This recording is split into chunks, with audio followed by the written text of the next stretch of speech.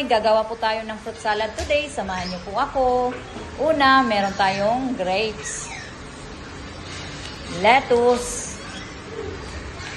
cucumber, syempre ang apple, orange, at saka ang apple mango.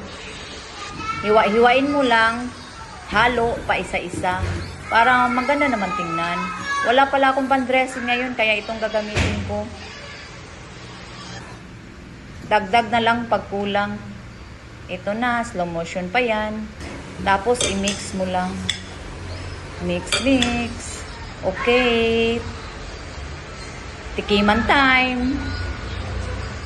Sarap.